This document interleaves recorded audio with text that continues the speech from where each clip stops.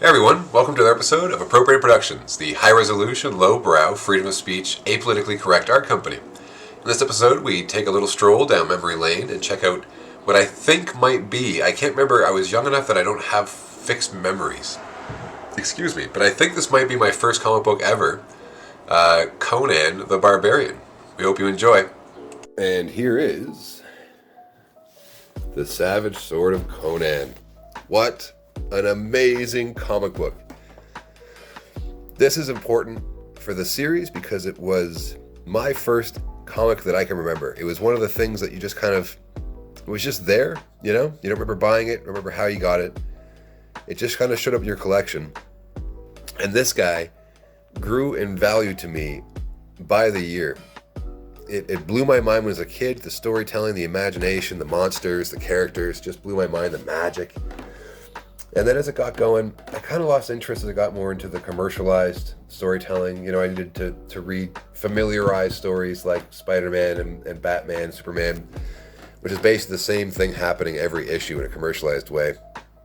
And I was really into the big two Marvel and DC stories for quite some time. And then as I got older, sort of into my later 30s and my 40s, because I'm ancient, the different styles of the Marvel and DC style became less and less filling. It wasn't, the stories aren't as rich. There's more room to play in the outside of the DC and Marvel worlds.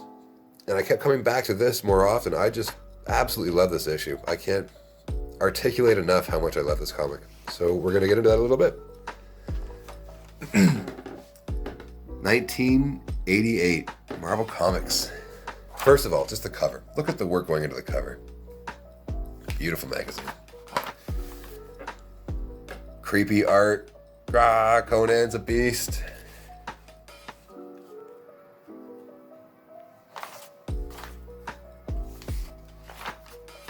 Here's a nice little map of the world of Conan. A lot of work goes into this. This is a no colors. It's a black and white story. So a lot of extra work goes into the inking. I've noticed myself that when I draw, I put a lot of work into the inking and then color over it and the inks just evaporate. You can't really see the work done. So in black and white issues, if there's no color, the inker has to compensate and put a lot of extra work in. Although, oftentimes to the inker, that just means more play. Like a kid in the sandbox, you know? So here we have Conan on the losing end of a sort of a nut in the shell game, like the New Yorker guys do to steal money from tourists who don't know any better. And here Conan is playing the tourist. He keeps losing. The middle one, the middle shell. How unfortunate. Everybody laughs. Don't laugh at Conan. You know, just take his money. Don't ever. If Mike Tyson shows up at your restaurant and he's dressed funny, you tell Mike Tyson that looks like the best fashion you've ever seen. Don't laugh at Mike Tyson and never laugh at Conan. You know, this is a law of the universe. Anyway, Conan's up to it. He figures out what's going on. This guy's been cheating. He's hiding the nut. Conan's gonna hide a little nut somewhere else too. Oh, thank God this is not a kid's show. And he gets right into it. The death, the slaying, the sword swinging. The kicking to the... Is that the... It might be a kick to the nuts. Look at the work. Look at the work. Man, it's done so well. So he kills the caravan and takes off on one of their camels. Releases... Oh, he doesn't kill all of them. He kills most of them. Saves a few of them for the lesson of not to fuck with Conan. Steals their horses, releases their camels, and takes off. We're 6 pages in. We've already got more action than an entire year worth of Squirrel Girl comic books. 6 pages of Conan. This is how you tell a story. Now we introduce the villainess. She needs special kinds of slaves. She's got a whole list here of dudes to pick from. Are you willing to sacrifice for me? Anything for my queen. We'll see about that. More like everything for your queen.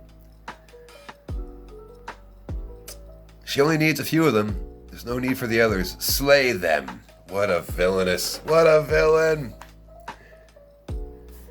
These two guys see what happens to those who aren't worthy of her attentions. They're not so sure, but she's having a great time. You might envy them before much longer. Good villain work. Meanwhile, this is pretty cool. This is a sort of a montage of different kinds of sorcerers. You've got a witch, you've got a tribal doctor, and I don't know, like an East Asian warlock, maybe? I don't know. But they're all Soratha, Yeth, Sogoth. These are all names of the same dark being that's going to return to Earth, and they're all terrified. There's another character wandering through. I thought this was Conan when I was younger. All the hero guys are built huge. This is not Conan. This is another character who's part of the story. He meets this sort of oracle kid. He gives some money to him. The kid is able to channel something to do with the dark god coming. He's freaking out. Oh, I love the artwork. I'm going to be bringing that up often, probably. Just going to have to bear with me. Conan's such a cool character. So this guy needs the services of the siblings, the boy who's an oracle and the sister who takes care of him. And they make their way through the desert. Little they know, Conan's out, just chilling, looking for somebody to kill to take their money, maybe some food and water. Well, these three, the boy, the girl, and the guy who hired them, make their way through the desert, and they're caught by bandits. These bandits want their stuff, and they're saying some, they want the woman, but not her priest. They're going to do some naughty things to her. They're going to do some really bad, naughty things. They chuck him off the horse. And here's a scene that you won't see in Marvel comic books anymore. In fact, we won't get into it too much, but they're going to do awful things to her, clearly. There's another story I could tell about that in comic books, but we're going to hold off on that for a bit. I might as well do it right now. So, a few years ago when this whole thing was starting, the whole milkshake crisis in comic books started, I knew a guy who owned a comic book shop downtown, and he puts up on his Facebook page, he's not sure how to handle this, some guy has somebody's returned a comic book to his store. It was a Wonder Woman comic book, and there was a grape scene in the comic book, and she was really upset. It was the establishing shot way back in the day to show how it was that Wonder Woman came to be, and as it turns out, her mom was, apologies for the nonsense, but it's YouTube, she was graped by a Greek god, and that's how the Amazonians brought about, that's how the fusion between the Greek and the Amazonians is what brought about Wonder Woman. It wasn't even a graphic scene in the comic book. It was just sort of like a dark mention. This is a horrible thing that came about. Many heroes have some horrible thing in their past they have to compensate for. It's not even always their thing they have to compensate for. Sometimes it's their tribes. Their tribe did a horrible thing. This was Wonder Woman's. This isn't a new thing or a new take. So anyway, the person who bought the comic book was so offended and outraged and threatened and assaulted and felt so unsafe that this person returned the comic book to the store, demanded her money back. His money? I think it was a her. And so the comic book owner was concerned. He didn't want to trigger anybody. He doesn't want to offend anybody. Certainly, he's a good social justice warrior. So he puts up on his Facebook page, how do I put trigger warnings up for all the comic books? How do I compensate for this? Should I have separate trigger warnings for every single issue? That could become expensive. I have to have every issue read by every person, and then we have to go through all the things that could offend all the different people in all the different ways. How many labels is that? And I suggested to him when I read this, well, I'm not of this social justice stuff, and so when I go to your store, you're going to have to take all the labels off on my behalf because the labels will upset me a little bit, It was kind of a catch-22. He's trying to please everybody, but for me, the very act of pleasing everybody is something that I find displeasing, so you can't do it. This is a rant here. I kind of got out of track. Just wanted to show that this is just a single scene. Nothing happens. She escapes and is saved, of course, by Conan. But this kind of thing, this could put an entire company out of business nowadays. This Just that one panel. Not only shut down the comic book, the character, the artists, the writers, but, this kind of thing has to be very delicate nowadays. We're going to tell a story. This is why I like the past. In storytelling, I like the past. Anyway, I've been rambling for 3 minutes here. I'm going to get back to it, but this stuff is nuts. So, rambling. Conan is taking out these bad guys, these slavers. If there's anything Conan hates more than anyone else in the world, it's someone who takes their freedom away. Conan, if anything, there was an adventuring libertarian. It was definitely Conan. He's not having it. Some cool Conan agility fighting skills, leaping over the attack, leaning in for the strike. I don't remember seeing that, but oh no. Oh no.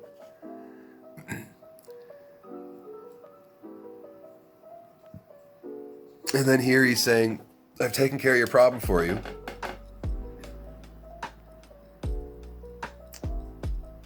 You may keep your water bags. He's not entirely without compassion, but Conan's going to rob a bit of your stuff too. He's not going to take your freedom. He's just going to take some of your stuff. That's a proper anti-hero, my friends. That's how you goon altruistically. Now they're working at a deal. This guy, as it turns out, could use some protection for whatever weird thing they're getting up to with the Oracle boy and his sister. He convinces Conan to come along. There's going to be adventure and money in it for you. Some kind of wealth. And here's the villainess on top of some kind of establishing shot of some weird looking island thing. She's sitting on top of a stone throne. And here come her volunteers, all dressed up.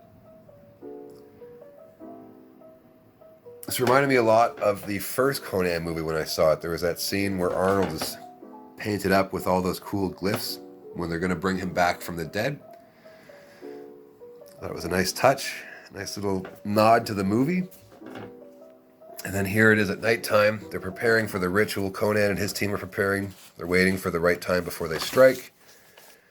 And these guys show up. As it turns out, their witch doctor or warlock or whatever relevant term it might be has told them that the Shoggoth monster is coming and they're going to try to fight it. They're going to try and stop it. And these two agree to join sides. It might be too big for either of them to handle. And then more guys show up. This is a whole team. It's like a whole... It could start an NBA team here.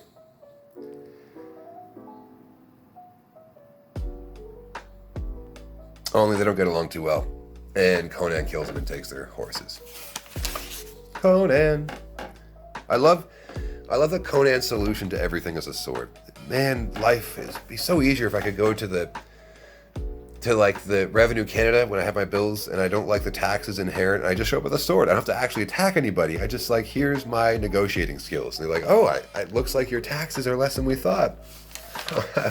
How nice. And here's the cool bit. They're making their way up these spires, trying to get to the woman before she completes the ritual to bring the monster back. These guys are just figuring out, maybe I shouldn't have trusted the evil villain lady. And then, fire erupts from the chest and, oh God. Oh God. What a good story. Look at the villainy. And she's just dancing. She's just loving it. The witch is having a good time too. See, a good villain has to enjoy themselves. I don't want to see some soggy-faced, This is the reason why the villain... Oh, I always forget his name. This is treacherous and tragic. The guy who played the villain from Die Hard and Robin Hood. This guy had fun when he killed people. She's about to have a lot of fun too. Good villain. Good villain work. Conan is faced with a problem. They're trying to sneak their way in using the guards' outfits, but this guy's like, you're too big to be one of us. I don't think this is... You don't seem like one of us. And here's the...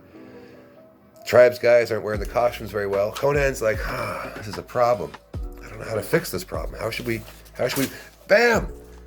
I'll just kill my problem with many swords and blood and... Yeah, Conan. Good problem-solving skills right there. I like it. Look at the work. Man, that's beautiful. Just look at the design in the sky. This is such good work. They make their way up, and the further up they go, the spire, the further they go from the world until they get this. This is where I really became lost. I just became hypnotized. As a kid, this is what you go up the spire. At the beginning, it's just the empty night sky, but you get to the top and you're in a different universe, a different world. There's planets hovering everywhere. They're in this monster beast's homeland now. They pass through a dimension. And she's losing it. Her minions are in full, I don't know what you call this, hedonistic dance throes. Their god's about to show up. The god's little bird minion things are already taking care of business, or is Conan taking care of their business? One of his guys gets chucked off, and here's the thing. This is a creepy monster. The thing has been summoned, and look at the size of it. Look at the size of it. It's coming from beyond the horizon, right? This is the biggest thing I've ever seen in any story. This is bigger than the Independence Day spaceships. This is bigger than anything I've ever seen anywhere. This is such a freaking cool idea. On top of these spires with different planets in the background, Conan's just a dude with a sword, and he's not even scared. Meanwhile, her dates are having a hot night. Conan gets to the top. Is there enough time left to stop this ritual, this monster from taking over? If the ritual finishes, Earth becomes replaced with this monster's homeland. That's not a good deal. The Oracle, who I'm almost finished the comic book, but I should have mentioned somewhere around here, is actually blind, gets his sight back. This is a big plot twist. It means nothing to any of us because I ruined it. But had I remembered that he's blind, this would have been a big deal. And he gets the sight back and shoots some zappy electric laser shit out of it. Takes her down. He takes her out. How cool is that? But the beast still remains. And so do her creepy, stupid henchmen. Conan doesn't know what to do. He doesn't know how to fight this thing. He does have this jug of something that's supposed to be a poison to it, but he doesn't know. Oh, water. That's right. I messed this up. He's got to put the bodies out.